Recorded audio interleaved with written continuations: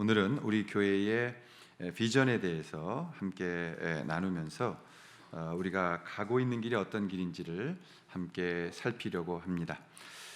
사도행전을 읽어보면 하나님께서 굉장한 강권적인 그런 힘으로 멋지게 교회를, 신약교회를 만들어 놓으십니다. 예수님께서 십자가에 죽으셨다가 이제 부활하신 그분은 제자들에게 승천하시기 전에 명령을 하십니다. 그게 4절이에요. 사도행전 1장 4절 말씀 보면 사도와 함께 모이사 그들에게 분부하여 이르시되 예루살렘을 떠나지 말고 내게서 들은 바 아버지께서 약속하신 것을 기다리라고 명령하십니다. 그 결과 그 사도들이, 그 제자들이 그 말씀을 순종했을 때 어떤 일이 생기냐면 1장 8절입니다. 우리가 한번 읽을까요? 같이 읽을까요? 시작. 오직 성령이 너희에게 임하시면 너희가 권능을 받고 예루살렘과 온 유대와 사마리아와 땅끝까지 이르러 내 증인이 되리라. 이제 이 명령을 내리시는 겁니다. 우선 제자들이 이 명령에 순종합니다. 그 제자들이 어떻게 순종할 수 있었을까? 예수님이 십자가에 죽으실 때 다 도망을 치고 뿔뿔이 흩어졌던 그 제자들이 어떻게 이 명령에 순종할 수 있었을까? 정답은 그 제자들이 부활하신 주님을 만났기 때문이었습니다. 저는 오늘날 우리가 이 부활을 강조해야 된다고 믿습니다. 너무나 우리가 십자가만을 강조하고 머무는 게 있어요. 그 십자가를 지나서 부활하신 주님을 만날 때 우리의 신앙의 기쁨과 영광과 생기가 솟아나게 되어지는 것입니다. 그렇습니다. 십자가는 우리를 살리시는 예수 그리스도의 구원의 그 영광에 있는 보혈의 피를 상징합니다. 그러나 여러분, 거기서 끝나는 것이 아니라 주님은 죽으셨지만 장사한 지 사흘 만에 부활하사 모든 제자들에게 나타나셔서 오늘 주님과 함께 부활한 그 제자들에게 이 영광을 드러내고 있다는 사실을 기억하셔야만 되는 겁니다. 우리가 부활의 영광을 경험하지 못하면 우리는 개인의 죄는 용서받았다고 믿지만, 그렇지만 부활의 기쁨, 그 주님의 영광을 우리가 체험하지 못하기 때문에 우리의 신앙생활이 어둡고 또 눌려있는 그런 곳에 머물러 있을 수가 있다는 것이죠. 부활의 주님을 만난 제자들이 이제 마가다락방에 모여서 기도하기 시작합니다. 여러분, 그게 쉽습니까? 아니, 쉽지 않아요. 처음 여러분들이 예수님 믿고 기도해 보려고 할 때 얼마나 안 됩니까? 그래서 많은 분들이 성경을 읽어보겠지만 기도의 자리는 나오지 못하는 거예요.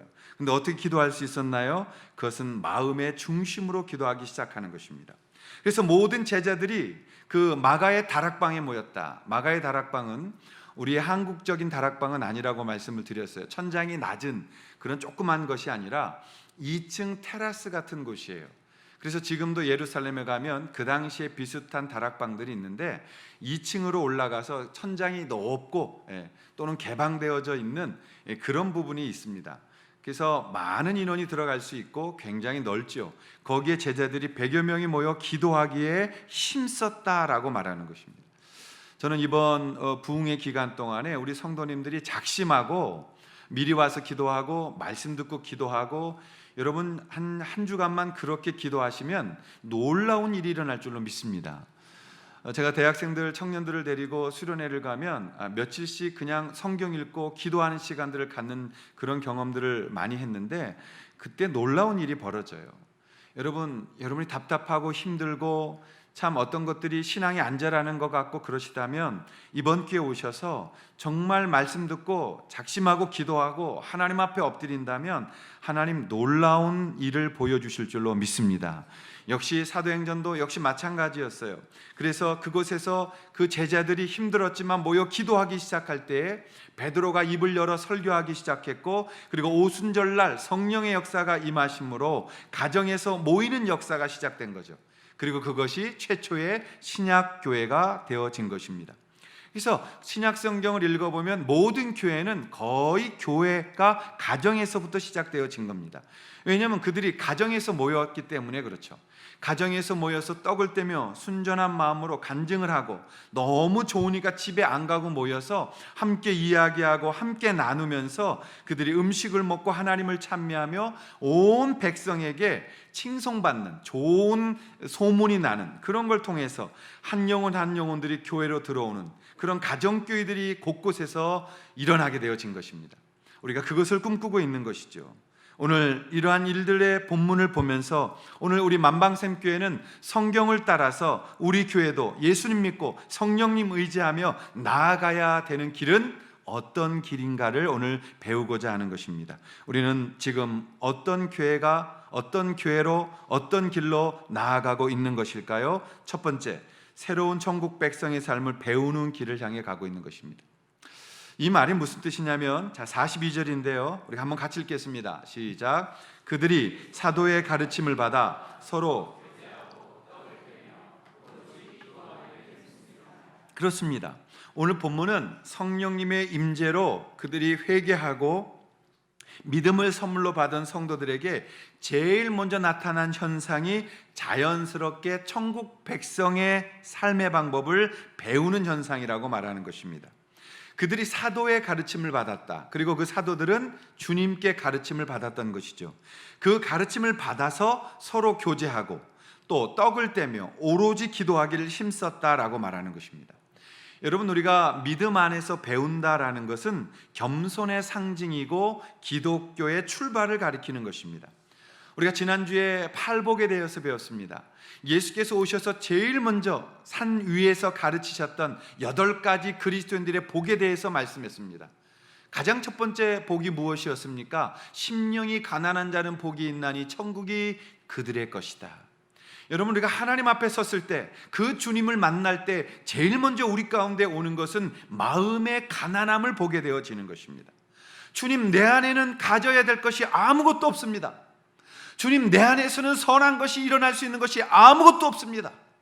주님, 나는 괜찮은 사람인 줄 알았습니다. 나는 주님 그래도 저들과 비교하며 내가 꽤 괜찮은 사람인 줄 알았습니다.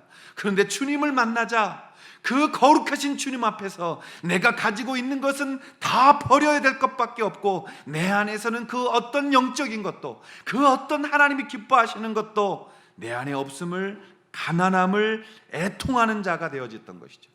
그래서 자연스럽게 심령이 가난한 자는 복이 있나니 천국이 저들의 것이며, 그리고 애통하는 자의 복으로 간 거예요. 애통하는 자는 복이 있나니 저가 위로를 받을 것이며, 위로를 받은 자는 온유한 자가 돼서 온유한 자는 복이 있나니 저가 땅을 기업으로 얻을 것이며, 온유한 자는 다른 사람을 긍휼히 여기게 되어져서 긍휼한 자는 복이 있나니 저가 긍휼히 여김을 받을 것이며, 그러면서 8가지의 복으로 흘러가게 된 것입니다.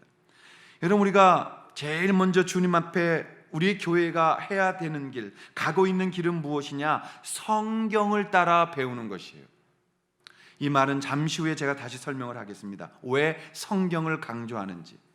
오늘날 교회들은 성경을 배우는 게 아니라 예전을 배워요. 교회 문화를 배우고 있어요. 그리고 말씀을 따라 살지 않아요. 문화를 따라 살아가고 있는 것입니다. 그것은 주님이 기뻐하시는 것이 아니에요. 우린 성경을 따라 사는 것입니다. 초대교회가 397년 신약성경 27권을 정경으로 만들면서 AD 100년에 얌니아에서 결정되었던 39권의 구약과 캘케돈에서 만들어졌던 이 27권의 성경을 정경이라고 인정하기 전까지 많은 믿음의 고백들이 나온 거죠. 그래서 우리는 성경을 따라가겠다고 고백한 것을 정통이라고 말하는 것입니다. 그런데 어느덧 이것이 오늘날 이렇게 설교를 해야 될 만큼 조금씩 잘못되어진 길로 가고 있는 것을 보게 되어지는 것입니다. 사랑하시는 여러분, 우리는 천국 백성의 삶을 배우는 것이지 교회의 문화를 배우는 것은 아닌 것입니다. 이 부분을 좀 이제는 구분해야 되겠습니다. 우리가 하나님 앞에서 건강한 말씀을 따라 말씀을 읽고 그 말씀에 순종하며 말씀을 따라가는 자들의 삶을 살아가는 것이지, 우리가 어떤 교회 문화에 또 어떤 우리가 그동안 해왔던 습관대로 장로의 유전을 따라가는 그런 것은 아니라는 것이에요. 여러분, 우리가 하나님 앞에 겸손하게 무엇인가를 배운다는 것은 주님이 내 안에 들어와 계신 증거라고 성경은 말합니다. 우리의 영혼이 가난함을 느끼고 있는 것은 하늘의 복을 받은 자라는 것을 말하는 것입니다. 하나님의 자녀들은 이 세상에서 자연스럽게 생명을 얻고 거듭나고 하나님의 자녀가 되어 하나님을 닮아가는 자들로 변해가는 것입니다. 그래서 세상 사람들은 우리를 바라보게 되어집니다. 세상 사람들은 우리를 보면서 의아해합니다. 저들은 왜 세상의 방법대로 살아가지 않을까? 저들은 왜 우리처럼 살지 않을까? 그들은 놀라게 되고, 그들은 우리를 보면서 고민하게 되고, 그리고 도전받게 되어지며 우리를 부러워하게 되면서 어느덧 핍박하던 그 예수 그리스도의 모임 안에 자신의 삶을 드리게 되어지는 역사를 보게 되어지는 것입니다. 여러분, 우리가 하나님 앞에 그런 바른 길을 가는 것입니다.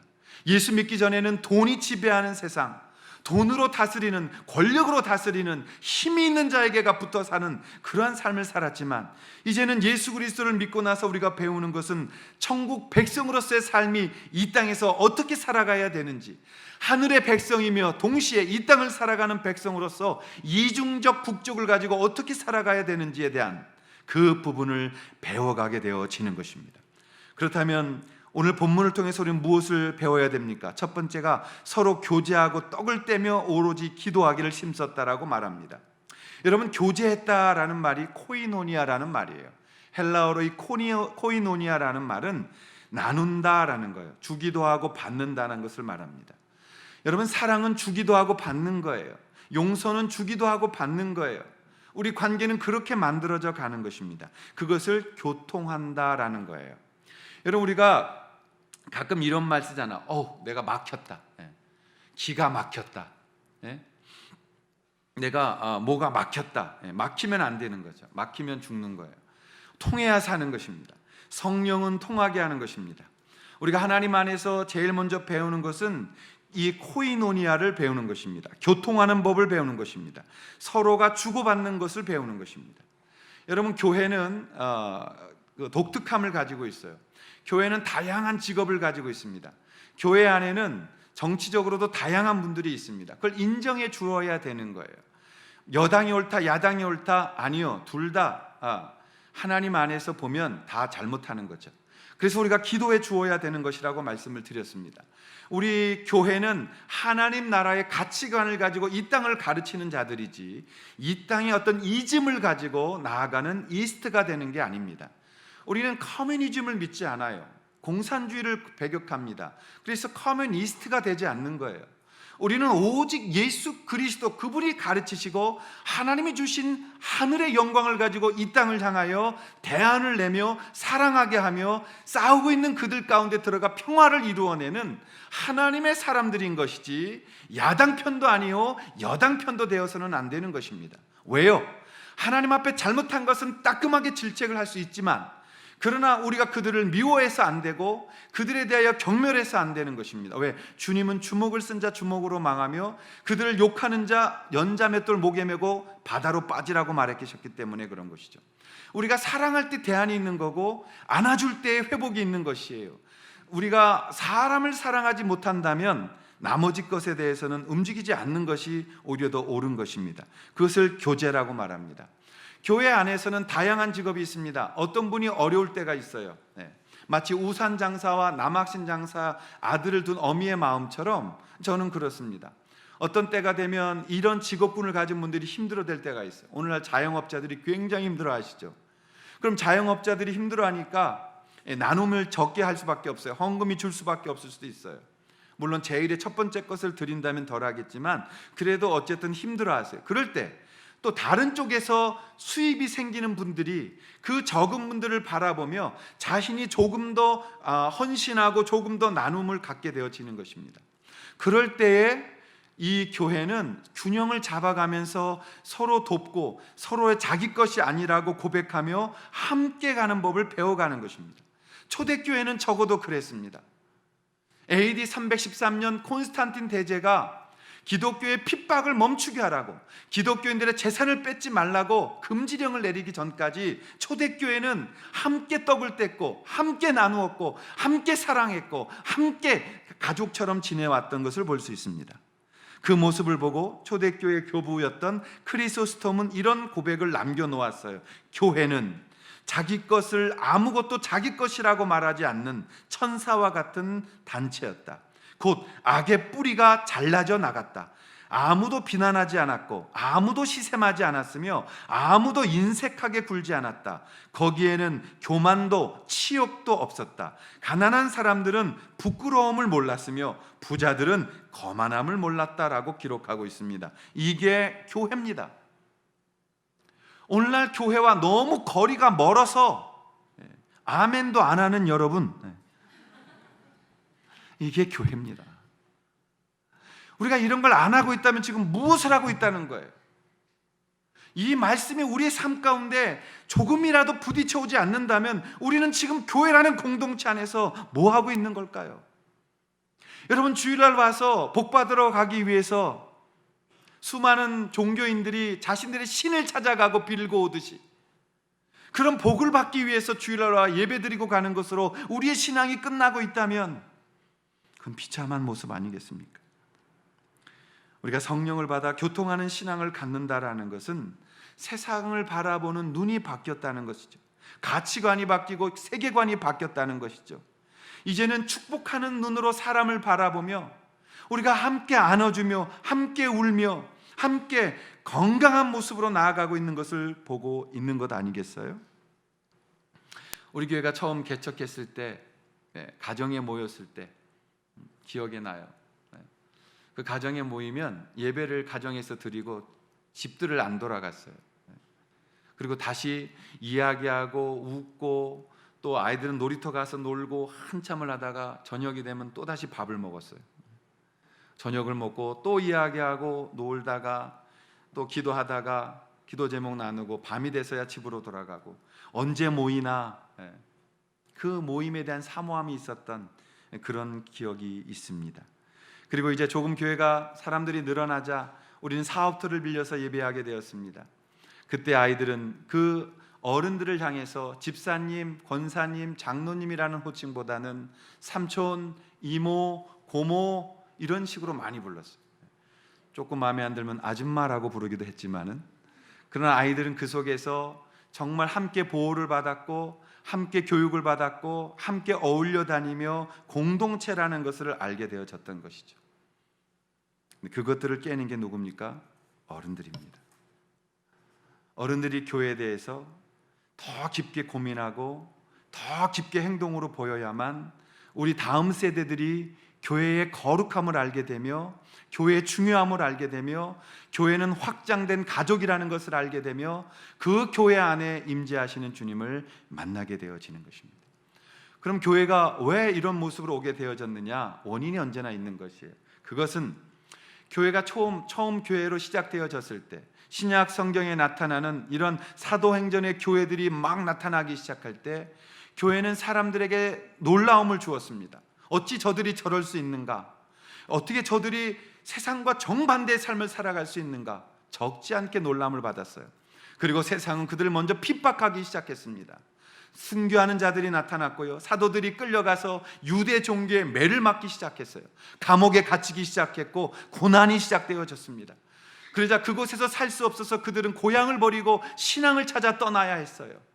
그래서 베드로는 베드로전서에 그렇게 말한 것이죠. 갑바도기아와 소아시아의 모든 흩어져 있는 나그네 된 나의 사랑하는 사람들에게 그들은 신앙을 위하여 자신의 고향까지도 버렸으며 자신의 생터를 버리고 하나님을 찾기 위해서 여러분 그 각종의 방법대로 믿음의 생활에 공동체들로 흩어졌습니다.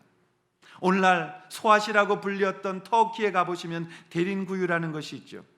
그곳에 가보면 여러분들이 잘 아는 것처럼 지하 동굴 교회가 있습니다. 우리 아이들을 데리고 그곳을 가면서 아이들도 숙연해지더라고요. 목사님, 정말 여기서 사람들이 살았던 거예요? 지하 7층 깊이까지 내려가면서 그들은 나는 1시간도 못 살 것 같아요. 나는 예수님 배반하고 떠났을 것 같아요. 그런데 여기서 수십 년간, 아니 죽을 때까지 예수 그리스도의 복음 때문에 여기서 살았단 말인가요? 라는 그런 거룩한 고백을 했어요. 그렇습니다. 초대교회는 그러한 핍박 속에서도 오직 예수님 바라보며 오실 그분을 향하여 믿음을 들고 나아갔어요. 더 단단한 공동체로 나아갔어요. 언제부터 여기가 무너집니까? 이제 인원들이 좀 늘어나기 시작하고 313년 AD 313년에 콘스탄틴 대제가 자기가 십자가의 꿈을 꾸고 적이었던 그 싸움에서 십자가의 방패, 십자가의 투구를 들고 가서 이긴 것을 기념하며 기독교의 핍박을 멈추라는 금지령을 내립니다. 한 걸음 더 나아가서 AD 380년이 됐을 때 테오도시우스 황제가 자신이 아파서 병들어 있었을 때 기도를 받고 몸이 치유가 되어지면서 정말 하나님이 하나님이구나라고 거룩한 신앙 고백을 드렸지만, 그 신앙 고백을 통해서 AD 380년에 이 기독교는 로마의 국교가 되어집니다.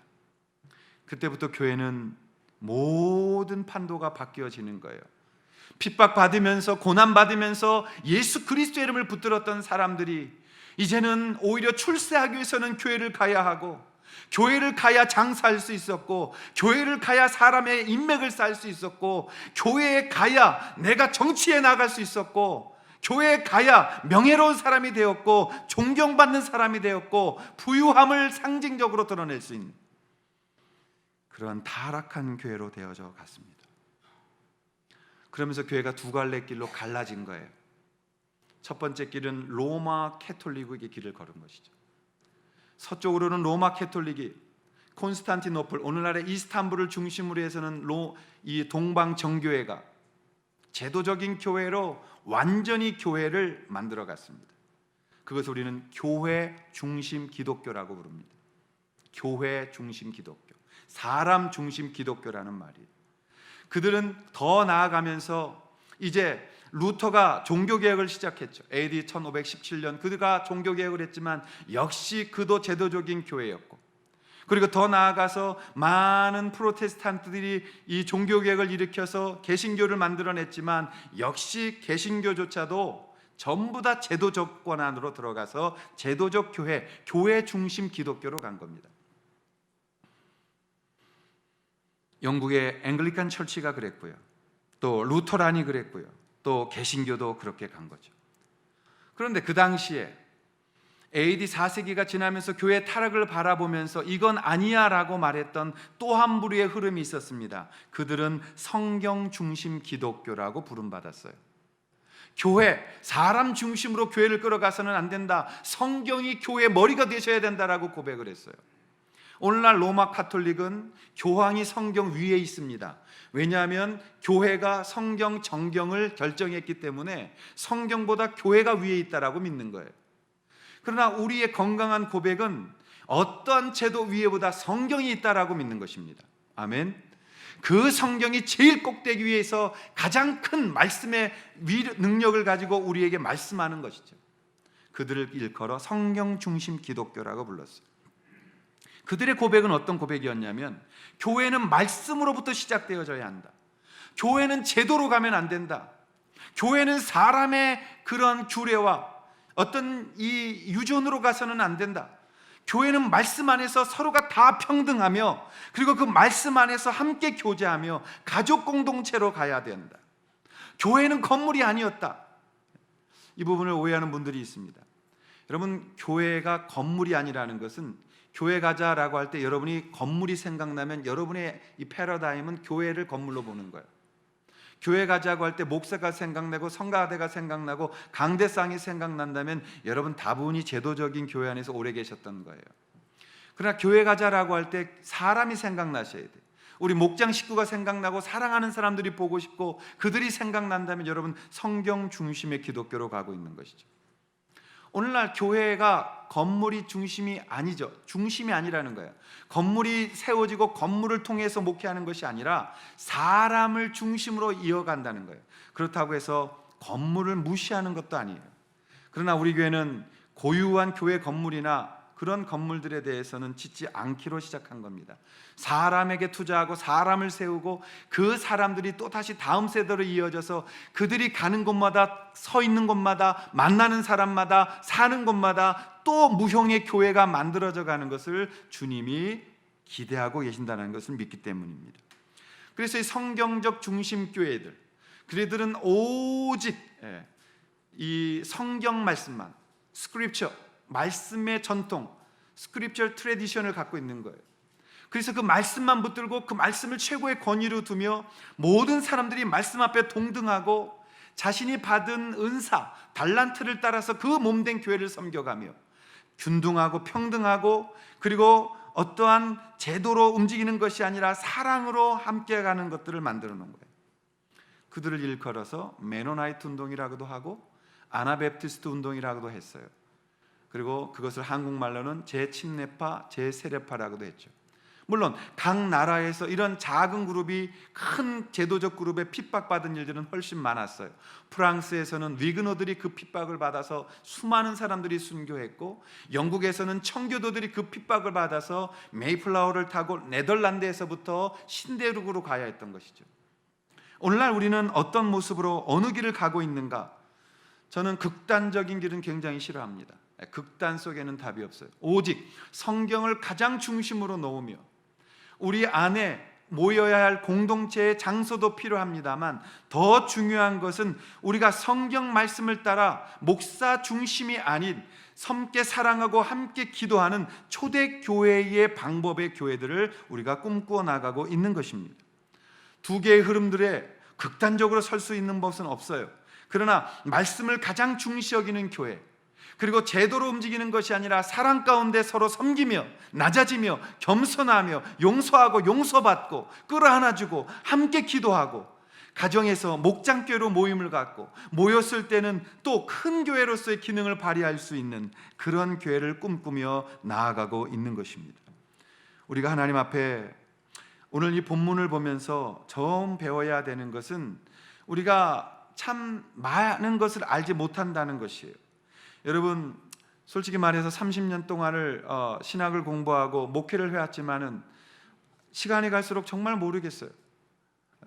정말 하나님 앞에 어떤 인간적인 자신감은 사라져가고 그냥 하나님이 하실 때 순종하겠습니다라는 고백밖에는 할 것이 없는 제 마음을 보면서 우리가 하나님 앞에 날마다 겸손하게 엎드려 배워야 하며 주의 음성을 들어야 하며 그분을 따라갈 때 주의 그 시선에서 우리가 떨어지지 않는다라는 것을 절실히 느끼고 있습니다.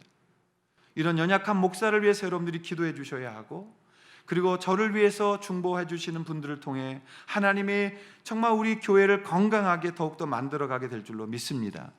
저는 여러분들을 위해서 무릎을 꿇으며 또 여러분들에게 소리에 귀를 기울이며 우리가 함께 하나님 앞에 교회 안에서 은사는 다양하지만 그러나 여러분 차등이 있는 것이 아니에요.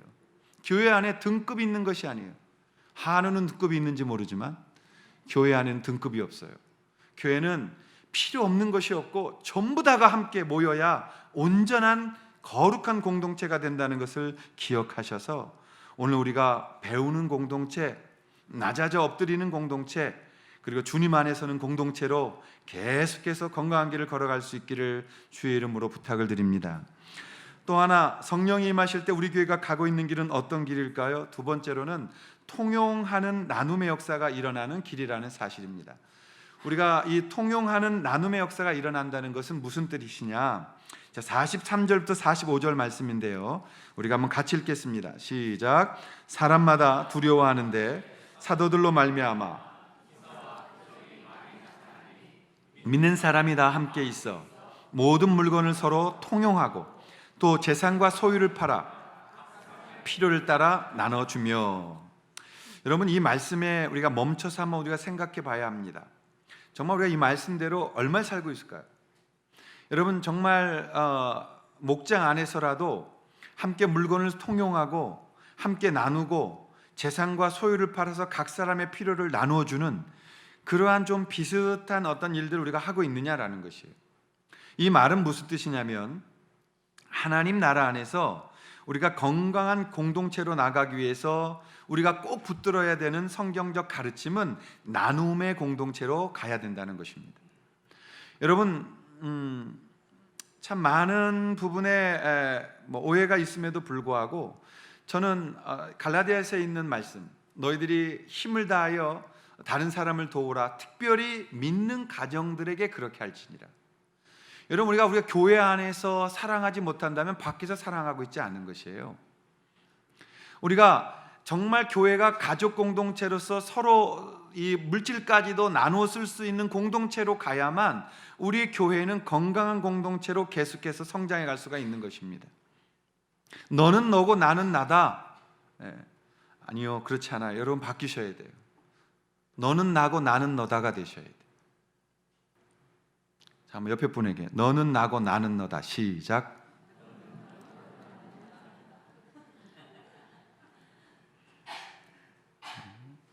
이 말은 우리가 어떠한 돈만 얘기하는 것이 아니죠. 좋은 것들을 나누는 것이죠. 하나님 안에서 우리가 이 일들을 해야만 되는 것입니다. 그래서 목장이 중요하고 그 목장 안에서 나누는 것이죠. 우리의 이 경건 생활을 나누는 것이에요. 나눌 때 하나님의 은혜를 부어주시기 때문에 기도를 나누는 것입니다. 더 나아가서는 하나님 앞에 필요도 나눌 수가 있어야 되는 것입니다. 제 인생 가운데 어려움도 있었지만 하나님 앞에 제일 감사한 건 어떤 모양이든 나눌 수 있는 법을 하나님께서 가르치셨다는 겁니다. 어차피 여러분 이 땅에 우리는 주먹 쥐고 태어나지만 주먹 손 다 펴고 주님 만나야 된다는 걸 기억하십시오. 우리가 이 땅에 애지중지 남겨놔도 그것이 내가 가져갈 수 있는 것 아니요 내 것이 아니라는 것을 기억하십시오. 근데 나눌 수 있으려면 어떻게 해야 되느냐? 내 안에 먼저 무엇인가 채워질 때 나눌 수가 있는 거예요. 그래서 오늘 주님이 팔복을 설교하실 때도 의에 줄이고 목마른 자는 복이 있나니 저가 배부를 것이라고 말한 거예요. 우리가 배부를 때 누군가에게 나눠줄 수 있는 겁니다. 내가 힘들면 나눠줄 수가 없는 거예요. 그래서 여러분들이 기도할 때 주님 나에게 나눌 수 있는 복을 주세요라고 기도하는 것은 다분히 성경적인 것입니다. 나눌 것이 있는 분들이 되시기를 축원합니다. 우리가 나눌 것이 있는 사람들, 나의 것을 통하여 또 다른 사람의 것을 채워줄 수 있는 사람들, 그러기 위해서 우리는 내가 주님 안에 배부름을 먼저 맛보는 경험들을 가져야 된다는 것입니다. 여러분 목회하면서 참 답답할 때 있고 정말 누구 말 맞다나 속 보이고 싶을 때도 있고, 그래서 어떤 분이 그랬어요.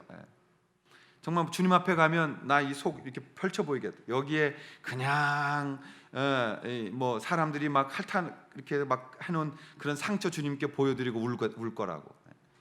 여러분 그럴 수 있어요. 목자 되면은 안 그렇습니까? 목자 돼서 그분들을 위해 기도하고 그분들을 위해서 나의 시간과 물질과 에너지를 쏟아 섬겼지만 돌아오는 것이 칭찬보다 서운할 때가 더 있어요. 교회는 그런 것이에요. 그러나 여러분 그때라도 우리는 어디로 가야 합니까? 나를 채워주시는 그분, 나를 배부르게 하시는 그분, 하나님에 대하여 줄이고 목마를 때에 하나님께로 나아가서 엎드리는 자들에게 주님의 하늘의 문을 여시고 부어주셔서 배부르게 하시는 줄로 믿습니다. 우리가 힘들 때 주께로 나아가 엎드리는 거예요. 그러면 어떻게 됐냐고요? 나눠줄 수 있는 자가 되는 것입니다. 우리가 하나님이 부어주시는 경험을 가지고 있는 자들이 나눔으로 나아갈 수가 있게 되어지는 것이에요. 여러분 우리가 하나님 앞에 나눌 수 있는 것, 그것을 통해서 또 다른 자들이 그 나눔을 받고 그 사랑을 가지고 또 다른 자에게 나아갈 수 있는 것, 그것이 만방으로 샘이 흐를 수 있도록 하자는 우리의 목장교회 아니겠습니까? 오늘 하나님 앞에서 우리가 이 일들을 하기 위해서 좀 더 우리가 한번 고민을 해봐야 돼요. 창세기 1장과 2절에 보면 태초에 하나님이 천지를 창조하시니라. 땅이 혼돈하고 공허하며 흑암이 깊음 위에 있고 하나님의 영은 수면 위에 운행하고 있다 그랬어요. 성령이 수면 위에 운행하고 있다. 성령이 움직이고 있는 거예요. 여러분 성령이 움직이는 게 창조의 사역이거든요. 어떤 분들은 성부 하나님의 시대, 성자 하나님의 시대, 성령의 하나님의 세대를 말하지만 여러분 그런 건 의미가 없는 거예요. 어느 세대든 통합적인 세대로 오셨어. 성부도 일하시고 성자도 일하시고 성령도 일하시는 거예요. 그러니까 지금도 성령은 우리를 통해서 어떤 일을 하시느냐? 하나님의 말씀에 따라서 새로운 창조를 하는 그 창조의 사역을 우리 가운데 다시 하시는 거죠. 그게 우리의 거듭남이며 그게 예수 믿게 된 자들이 성령을 통하여 하나님의 사람으로서 하나님의 영광을 드러내는 아담들이 되어져 가는 것입니다. 그래서 여러분 성령이 우리를 새롭게 만드시고 그 새롭게 만드신 하나님의 사람들이 이제는 하나님의 나라와 영광을 위해서 어떤 일을 하게 하셨느냐? 그게 나눔이에요. 나눔. 죄는 끌어오는 거예요. 끌어모으는 거예요. 나만 아는 거예요. 나만 사는 거예요. 그러나 하나님의 나라는 주는 거예요. 주는 자가 복되다. 주어라. 사랑은 주는 것이다. 베푸는 것이다. 낮아지는 것이다. 겸손해지는 것이다. 그것을 통해서 생명을 얻게 되어질 것이다. 그들이 곧 모여있는 것이 교회가 되어진다는 것을 말씀하고 있는 것입니다. 하나님은 우리를 통하여 세상에 보여주고 싶은 것이 있죠. 그것이 하나님의 공동체, 하나님의 나라라는 것입니다. 여러분, 교회는 바로 이 하나님의 재창조의 역사물이 되어져서 세상을 향하여 도전하고 나아가고 있는 거예요. 그때 하나님께서 창세기 1장에 가장 많이 썼던 말씀, 하나님 보시기에 심히 좋았더라. 우리를 바라보시며 하나님의 사람들이 하나님의 나라를 회복해 가고 있는 모습을 보시며 심히 좋았더라. 잘하고 있다. 나의 자녀들아, 잘하고 있다. 그 세상은 싸우고 죽이고 뺏고 핥히는 것이 아니라 내가 너희들을 만들 때 사랑하고 섬기며 나누어주며 나눔받고 그리고 서로를 사랑하라고 만든 것을 너희들이 보여주기를 원한다라고 오늘 우리를 이곳에 보내신 것입니다. 그것이 교회입니다. 저는 그러므로 교회는 나누어주는 공동체가 되어져야 된다고 믿는 것입니다. 여러분, 교회가 나누지 않는다면 우리가 어떤 의미를 갖겠어요? 세상 사람들처럼 내 안으로 긁어 모으는 것이 그런 긁어 모으는 것을 교회조차도 한다면 우리는 슬픔 가운데 빠져야 되는 것입니다. 저는 작은 교회 운동을 시작하면서 대형 교회를 비판하고 싶지 않다라는 고백을 드렸어요. 대형 교회는 잘못이 아니에요.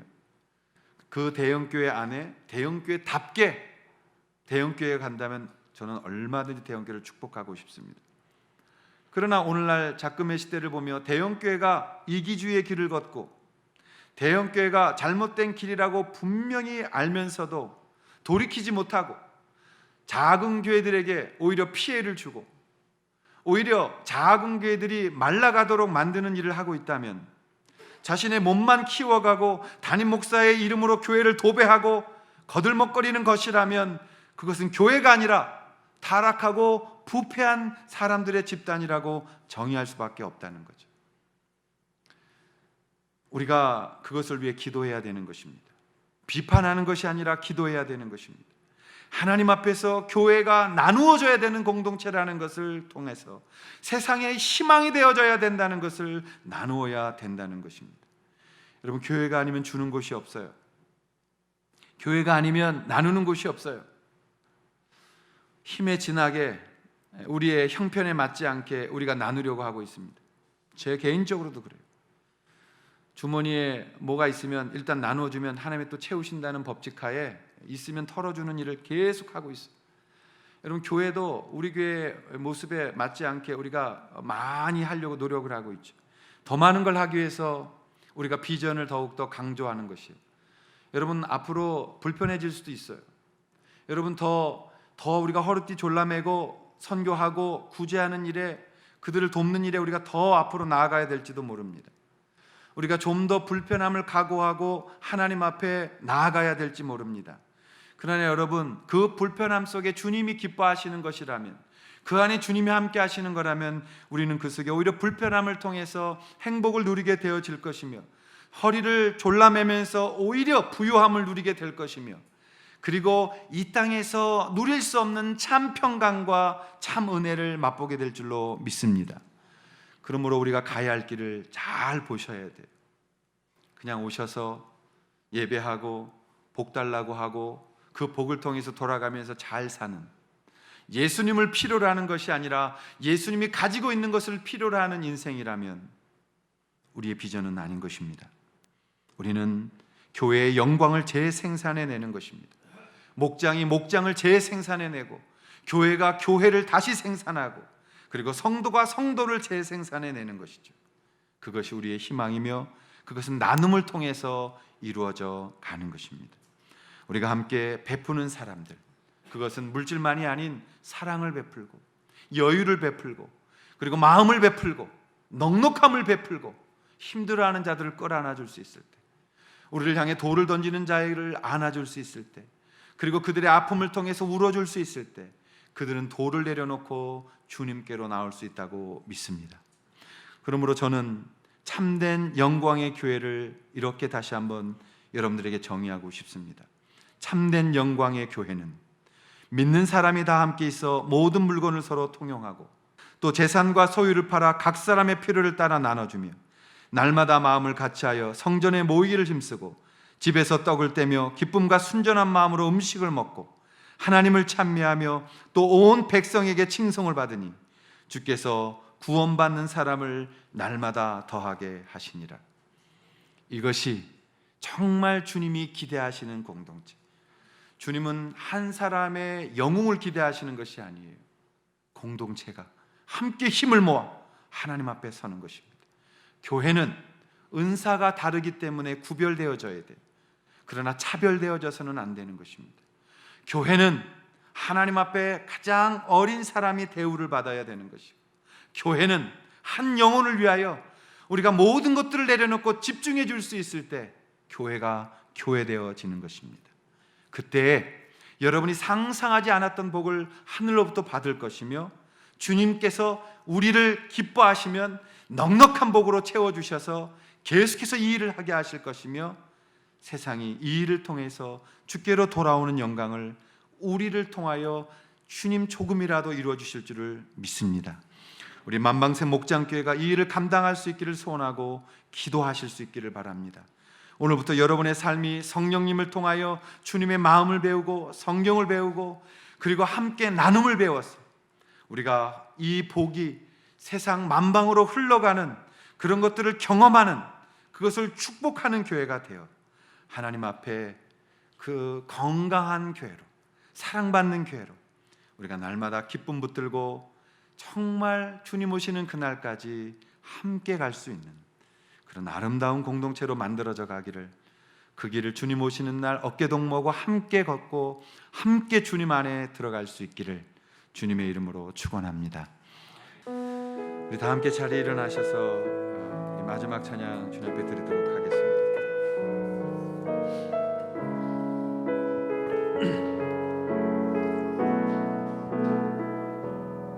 따스한 성령님, 따스한 성령님, 마음으로 보내 내 몸을 감싸며 주어지는 평안함 만족함을 느끼네. 따스한 성령님, 따스한 성령님, 마음으로 보내 내 몸을 감싸며 주어지는 평안함 만족함을 느끼네. 부르신 곳에서 나는 예배하네. 어떤 상황에도 나는 예배하네. 부르신 곳에서 나는 예배하네. 어떤 상황에도 나는 예배하네. 내가 걸어갈 때 길이 되고 살아갈 때 삶이 되는 그곳에서 예배하네. 내가 걸어갈 때 길이 되고 살아갈 때 삶이 되는 그곳에서 예배하네. 부르신 곳에서 나는 예배하네. 어떤 상황에도 나는 예배하네. 부르신 곳에서 나는 예배하네. 어떤 상황에도 나는 우리 찬양에 맞춰서 한번 이 시간에 통성으로 기도하십시다. 이제는 우리 주 예수 그리스도의 은혜와 하나님 아버지의 사랑하심과 성령님의 교통하심이 오늘 우리에게 가라고 명령하신 그 길을 묵묵히 걸어가는 사랑하는 우리 만방새 목장교회 머리 위에와 그리고 주의 뜻대로 살아가기를 소원하는 모든 교회들 성도들 머리 위에 이제로부터 영원토록 함께하여 주시기를 간절히 축원하옵나이다. 아멘.